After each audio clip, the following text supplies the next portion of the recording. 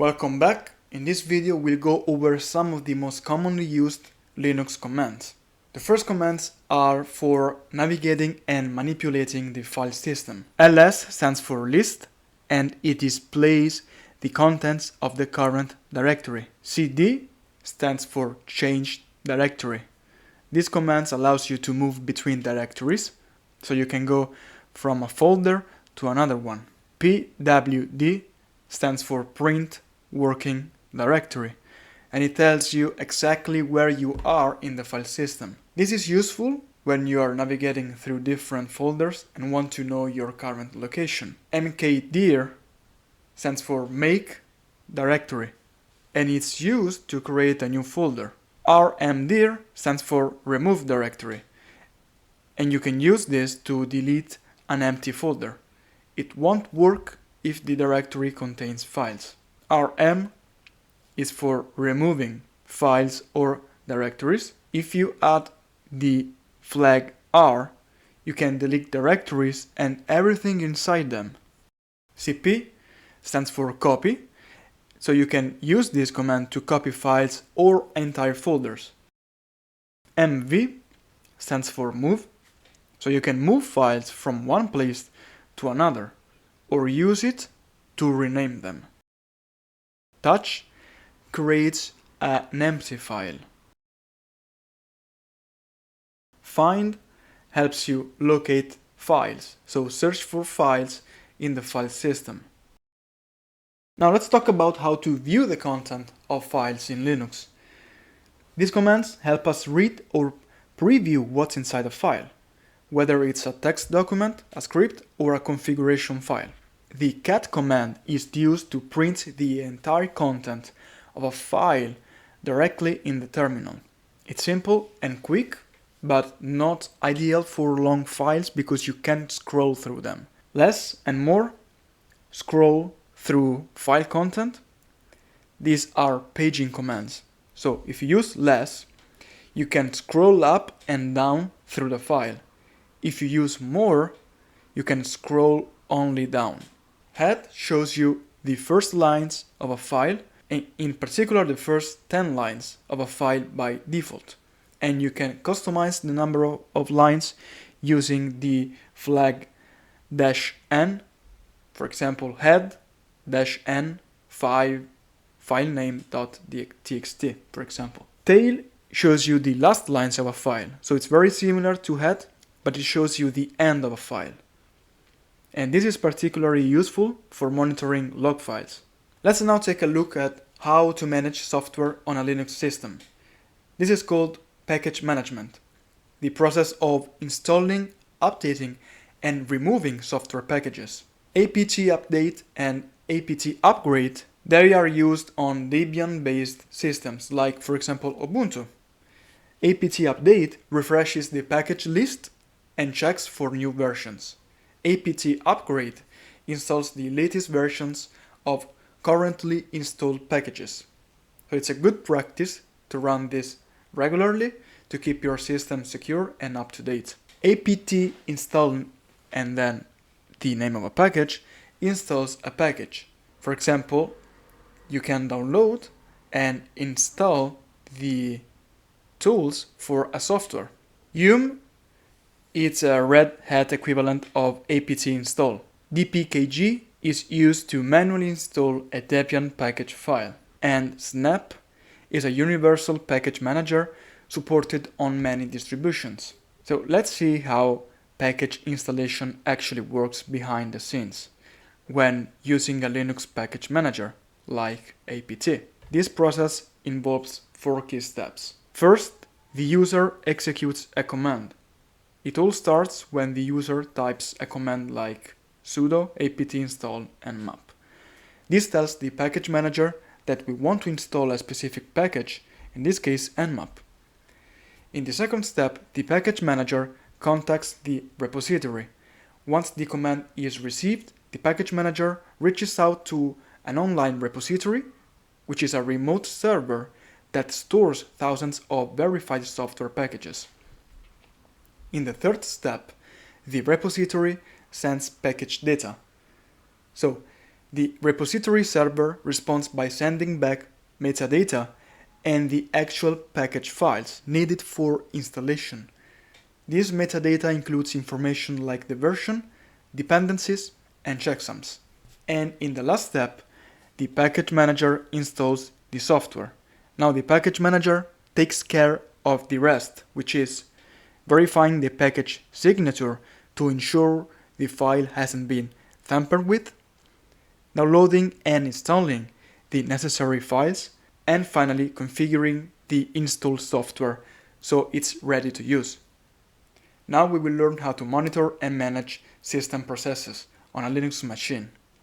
These commands are especially useful for checking what's running and controlling applications that may be misbehaving. So, ps aux list all running processes.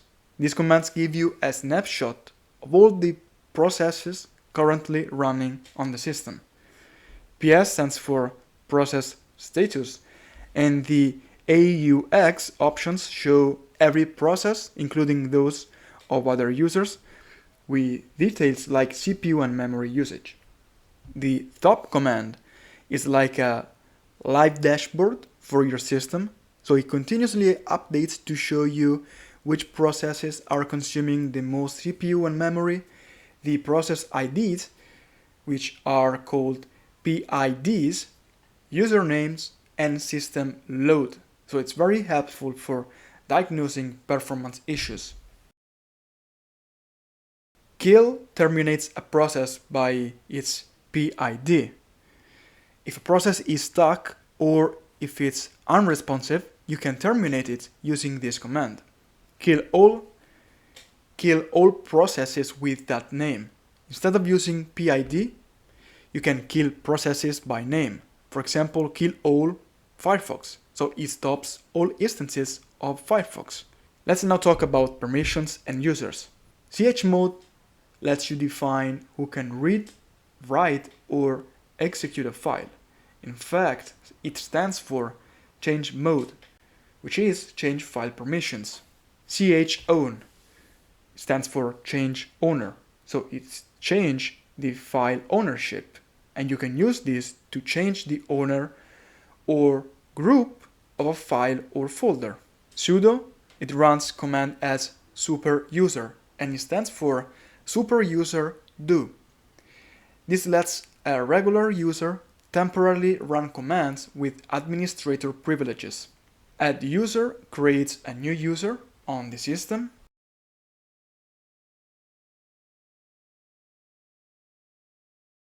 passwd change the user password.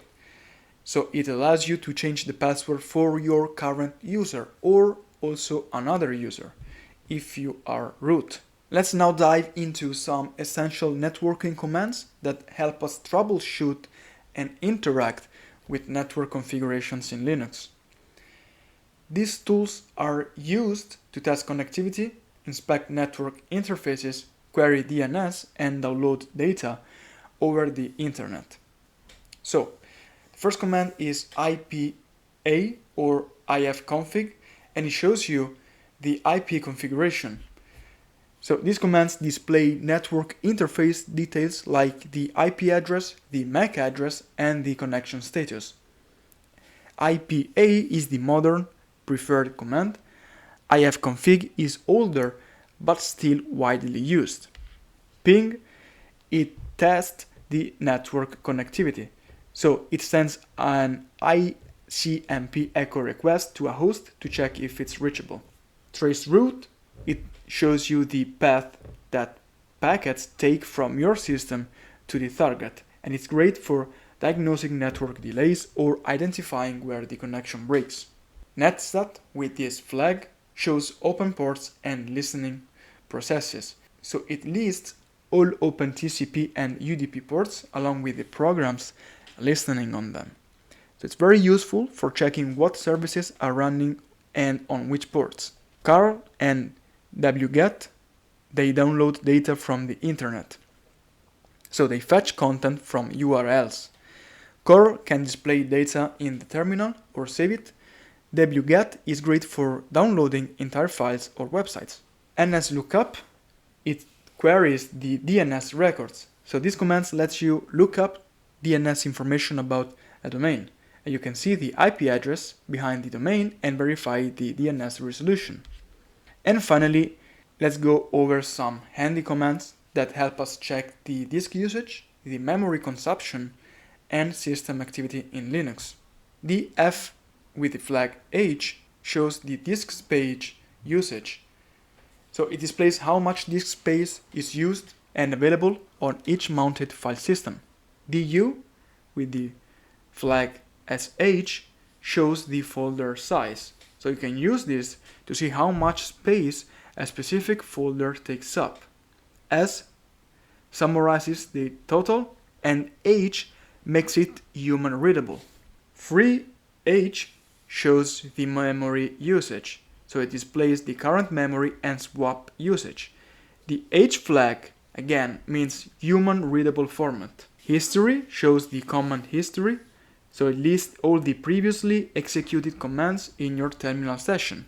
So it's helpful for retracing steps or repeating a past command.